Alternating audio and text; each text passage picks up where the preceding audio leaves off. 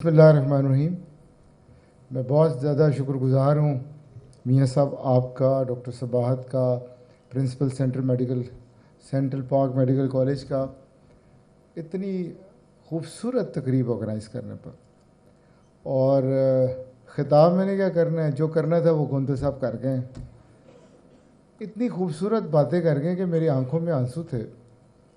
ہمیں کبھی کسی نے اس طرح ریکگنائز ہی نہیں کیا. لوگ پیٹرول پمپ کھولتے ہیں، پلازے بناتے ہیں. پامی نے قصور کیا ہے؟ میڈیکل کالجز بنائے ہیں، 600 بیڈ کے فری ہاسپٹل بنائے ہیں، اور ان ماؤں کے، ان والدین کے خواب پورے کیے ہیں جو اپنے بچوں کو ڈاکٹر بنانا چاہتے ہیں. ہمارا قصور کیا ہے؟ کبھی سینٹرل انڈکشن کے نام پر ہمارے داخلے کنٹرول کیے جاتے ہیں. نہ اسٹوڈنٹ کو یہ اختیار ہوتا ہے کہ وہ اپنی مرضی سے داخلہ لے سکے، نہ کالج کو اختیار ہوتا ہے کہ وہ پرپس اسٹیٹمنٹ پڑھ کے بچہ داخل کر سکے. کبھی فیسوں کی بات کی جاتی ہے. کتنی خوبصورت بات ابھی ہوئی ہے کہ سرکار اگر ایک ڈاکٹر 50 یا 60 لاکھ میں بناتی ہے تو میڈیکل کالج کیسے اسے 12 لاکھ میں بنا سکتا ہے؟ عجیب لوگ ہیں. فیس کیوں لیتے ہیں؟ کبھی دیکھا ہے لاہور امریکن سکولز کے پہلی کلاس کے بچے کی کتنی فیس ہے؟ $13,000. $13,000. کوئی کبھی ان سے پوچھا ہے؟ کبھی لم سے پوچھا آپ نے؟ کبھی ایچ ایس این کالج سے پوچھا؟ کبھی ایل جی ایس سے پوچھا یہ میڈیکل کالج نے قصور کیا کیا آپ کا؟ اور افسوس، پامی کو اپنی انرجیز لگانی چاہیے کہ ہم ایکسیلنس کیسے اچیو کر سکتے ہیں، ہم میڈیکل ایجوکیشن میں کریکلم کو کیسے اپڈیٹ کر سکتے ہیں، ہم ریسرچ یا انوویشن کی کیا بات کر سکتے ہیں، ہم اپنے لیڈرز کو، ہم اپنی فیکلٹی کو ٹرینڈ کیسے کر سکتے ہیں کہ ہم اپنے بچوں کو ڈاکٹرز کے ساتھ ساتھ اچھا انسان کیسے بنا سکتے ہیں. اس پہ بات ہونی چاہیے. ہم اپنے ڈاکٹرز کے کریکٹر پہ کیسے کام کر سکتے ہیں. ہر وقت ہم لگے رہتے ہیں، کبھی پی ایم ڈی سی نے انگیج کیا ہوا ہے، کبھی یو ایچ ایس نے انگیج کیا ہوا ہے. اور مسئلہ صرف ایک ہی ہے جو ڈاکٹر صباحت نے بھی بیان کیا اور جو گوندل صاحب بھی بات کر گئے. 70% ہم ہیں، اور پالیسی بند کمرے میں بن رہی ہے. اور پالیسی وہ لوگ بنا رہے ہیں جنہوں نے کبھی کلینک نہیں چلایا.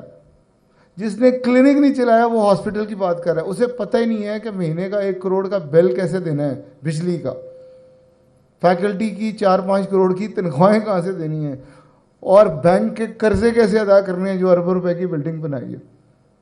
تو اصل مسئلہ بالکل یہی ہے کہ اسٹیک ہولڈر انکلوسیونیس کی پالیسی نہیں ہے. لاسٹ ایئر ہماری ڈپٹی پرائم منسٹر سے میٹنگ ہوئی تھی. پامی سینٹرل جو ہے وہ دن رات بزی رہتی ہے، کبھی پی ایم ڈی سی کے ساتھ، کبھی باقی فورمز پہ.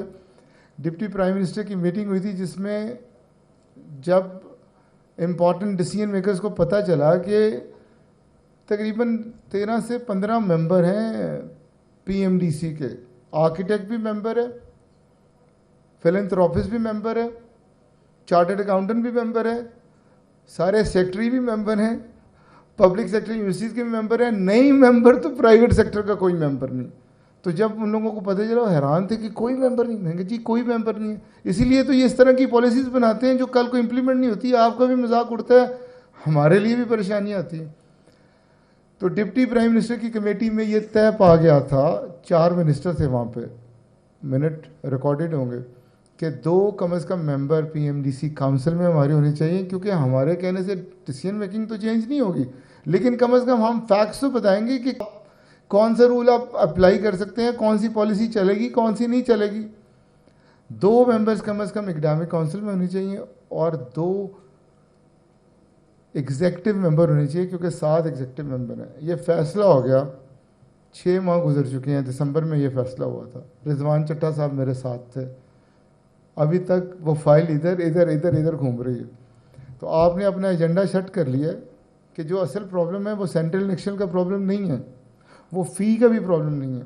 وہ مائگریشن کے رول عجیب رول ہیں کہ آپ نے این او سی بھی نہیں لینا. جب آپ کا دل آیا آپ نے کریکلم بھی نہیں میچ کرنا، آپ نے اسیسمنٹ بھی نہیں میچ کرنی، آپ نے شفٹ کر دینا اگلے کالج میں بغیر بتائے. تو جب آپ ڈیسیژن میکنگ میں شامل نہیں ہوں گے تو اسی طرح کے رولز، ریگولیشنز اور پالیسیز بنیں گی. اور مارگریٹ تھیچر نے کہا تھا ملک جو چلتے ہیں وہ سونے چاندی ऑयल पे नहीं चलते, वो अच्छी पॉलिसीज़ पे चलते हैं। अफसोस हमारे यहाँ जो पॉलिसीज़ हैं वो मुल्क को तबाह करने वाली हैं। ये मेडिकल कॉलेजेस को नहीं मैडम नुकसान पहुँचा रहे, ये इस मुल्क के फ्यूचर को नुकसान पहुँचा रहे हैं। जहाँ प्राइवेट सेक्टर को ग्रो नहीं ना करने दिया जाता, वहाँ कोई हेल्थी कंपटीशन नहीं होता। हार्वर्ड, MIT, ऑक्सफोर्ड, ये सारे प्राइवेट सेक्टर के इदारे हैं। इसी से तो कंपटीशन क्रिएट होता है, इसी से तो आगे बढ़ने का जज्बा पैदा होता है।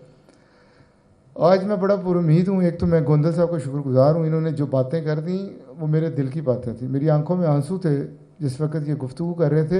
कितने सिंपल सॉल्यूशंस हैं हमारे, हमें कोई पैसे नहीं चाहिए, हम बिल्कुल पॉलिसीज़ को इम्प्लीमेंट करना चाहते हैं, हम लॉ अबाइडिंग सिटीजन बनना चाहते हैं। लेकिन गुजारिश है कि जो बंद कमरों में पॉलिसीज़ बनाई जाती हैं वो एक दफ़ा देख तो लिया जाए कि वो कैसे इम्प्लीमेंट करनी है, वो हो सकती हैं या नहीं हो सकती। और कंट्रोल फ्रीक बन के तो पॉलिसीज़ ना बनाई जाए। आप बाकी यूनिवर्सिटीज़ के दाखिले क्यों नहीं कंट्रोल करते, आप इंजीनियरिंग की क्यों नहीं करते, आप बिजनेस की क्यों नहीं करते, आप आर्ट एंड डिज़ाइन की क्यों नहीं करते? इस मेडिकल ने क्या कसूर किया? एक बच्चे ने रट्टा लगा के नंबर बहुत अच्छे ले लिए, लेकिन वो मेडिकल नहीं पढ़ना चाहता और उसके वालिदैन ज़बरदस्ती दाखिल कराना चाहते हैं, आप उसे मुझे दे देते हैं, मुझे पहले सेमेस्टर में छोड़ जाता है। फिर आप मुझे एक बच्चा दे देते हैं जो फीस नहीं जमा करा सकता, वो दाखिल हो जाता है और फिर कोर्ट में जाके स्टे ले आता है। क्या आप बच्चे को कैसे निकाल सकते हैं? भाई फीस नहीं लेंगे, सैलरीज कहाँ से देंगे? फीस नहीं लेंगे, बिजली के बिल कहाँ से देंगे? फीस नहीं देंगे तो बैंक के चार्जेस कैसे पूरे करेंगे? फीस से तो चीज़ें चलती हैं। तो मसला जो पहले ऑलरेडी डिस्कस हो चुका है वही मसला है कि हमें स्टेक होल्डर समझ कर पॉलिसी मेकिंग में साथ बिठाना होगा और हमसे बात करनी होगी। हमें बात करनी चाहिए कि मेडिकल एजुकेशन में क्वालिटी कैसे आ सकती है। हमें बात करनी होगी कि इस AI के दौर में हम डॉक्टर्स को मशीन से इंसान में कैसे कन्वर्ट कर सकते हैं, उसके अंदर दुख दर्द कैसे पता कर सकते हैं। हमें बात करनी होगी कि जो मेरी डिजीज़ हैं उनके क्या कॉजेज़ हैं यहाँ पे इंडिजिनस, और उन कॉजेज़ को हम पकड़ कैसे सकते हैं। तो हमें बात करनी होगी कि मेरी फैकल्टी लीडर्स बल्कि फ्यूचर लीडर्स कैसे ट्रेंड कर सकती है। तो मैं उम्मीद करूँगा कि पामी पंजाब की क़यादत के आने के बाद ये जो रियल इश्यूज़ हैं, हमें PMDC और UHS में ऐसा उलझाया है कि हमें सर्वाइवल के इशू पड़े रहते हैं। हम सर्वाइवल हमारी मुमकिन हो तो हम आगे चले ना, सीटें खाली हैं। अगर 150 की मैंने फैकल्टी रखी हुई है, लैब अरेंज की हुई है या हॉस्पिटल चला रहा हूँ, मेरी सीटें नहीं भरी, मैं कैसे सर्वाइव कर सकता हूँ? कॉमन सेंस की बात। और फिर ये कहते हैं रुझान ख़त्म हो गए, बिल्कुल गलत। ये 7-7, 8-8 हज़ार बच्चा बाहर जा रहा है, काज़किस्तान, किर्गिस्तान, चाइना, और वहाँ से बन के आता है। जब वापस, एक तो वहाँ जलील होता है, मार खाता है, प्लाजो में इंडियंस ने कॉलेज खोले हुए हैं, जब वापस आता है आप उसे फेल करते हैं, 90% बच्चा फेल हो जाता है। तो भाई वो इंस्टीट्यूट जो आपसे रिकग्नाइज हैं, जो क्वालिटी ऑफ एजुकेशन दे रहे हैं, आप उधर दाखिल क्यों नहीं होने देते उन्हें? तो बिल्कुल डिमांड कम नहीं हुई। मेडिकल एजुकेशन की डिमांड ना सिर्फ यहाँ है, पूरी दुनिया डॉक्टर मांग रही है, नर्सेज मांग रही है, पूरी दुनिया मांग रही है। ओ भाई, आप ह्यूमन रिसोर्स एक्सपोर्ट पे बिलीव करते हैं तो आपको अपने डॉक्टर्स बाहर भेजने हैं ना, अदरवाइज तो आपने देखा पाकिस्तानी टैक्सी ड्राइवर ही हैं बाहर। और अगर रिस्पेक्ट थोड़ी है इंग्लैंड में, अमेरिका में, तो वो डॉक्टर्स की वजह से है ना। तो हम क्यों नहीं स्किल्ड पढ़ी लिखी यूथ जो है बाहर भेजते? जो ह्यूमन रिसोर्स ये फॉरेन एक्सचेंज कमा सकता है, वो 10 टैक्सी ड्राइवर नहीं कमा सकते। जो एजुकेशनल डिप्लोमेसी या एम्बेसडर्स आपके ये डॉक्टर्स बन सकते हैं, कोई और बन सकता है भला? हमें तो बात करनी चाहिए और डॉक्टर्स कैसे पैदा हो सकते हैं। आप जब सरकार से बात करें, पंजाब में ख़ास तौर पे, वो कहते हैं डॉक्टरों को नौकरियां कहाँ मिल रही हैं। भाई आप नौकरी, आप तो स्कूल बंद कर रहे हैं, आप कॉलेजेस बंद कर रहे हैं, आप अस्पताल अजीब लोग हैं, सरकारी अस्पताल प्राइवेटाइज कर रहे हैं और प्राइवेट अस्पतालों को तबाह कर रहे हैं। अजीब लोग हैं, अपनी तरफ सेल्फ फाइनेंस शुरू करना चाह रहे हैं और जहाँ सेल्फ फाइनेंस है उसे बंद कर रहे हैं। आप देखें, ये तो कोई मुल्क के दुश्मन लोग हैं। और जब इनसे बात करें तो हमें तो तनख्वाह सरकार देती है, हमें क्या? तो मैं इनको खबरदार कर देना चाहता हूँ आज यहाँ पर, ये नहीं रहेंगे। अगर ये ठीक ना हुए, ये निज़ाम ही बदलेगा, ये निज़ाम भी नहीं रहेगा। ऐसे हमें लोग, ऐसे लीडर चाहिए, ऐसे सरकारी अफसर चाहिए जो वाकई अवाम की बात सुने और उनके दिल में पाकिस्तान का दुख दर्द हो। NF از NF.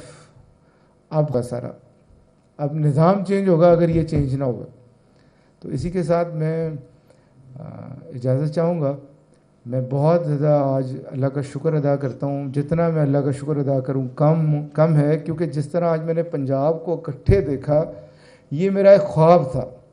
پنجاب کبھی اتنا مضبوط نہیں تھا. میں پامی سینٹرل میں تھا لیکن نمائندگی پنجاب کی کر رہا ہوتا تھا. KPK مضبوط تھا, سندھ مضبوط تھا. کمی تھی تو پنجاب میں, پتہ نہیں پنجاب میں غدار کیسے پیدا ہو جاتے ہیں. کمی تھی تو پنجاب میں. آج لیکن جو میں نے اکٹھے دیکھا سب کو, one for all for one, یہ اسپرٹ صرف چاہیے. مسئلے وہیں حل ہو جاتے ہیں جب آپ ایک کمرے میں بیٹھے ہیں. جب آپ سارے اکٹھے ہیں کوئی آگے کچھ نہیں بگاڑ سکتا. تو میڈم صباحت کو, عثمان صاحب کو, اور میڈم مہوش کو, میاں صاحب کو اور ان کی ساری ٹیم کو یہ کریڈٹ جاتا ہے کہ انہوں نے پنجاب کو ایک چھت تلے اکٹھا کر دیا. صرف اکٹھے ہونے کا ہی وقت تھا. باقی مسائل کوئی مسئلے نہیں ہیں. انشاءاللہ سینٹر انڈکشن کا بھی مسئلہ حل ہوگا.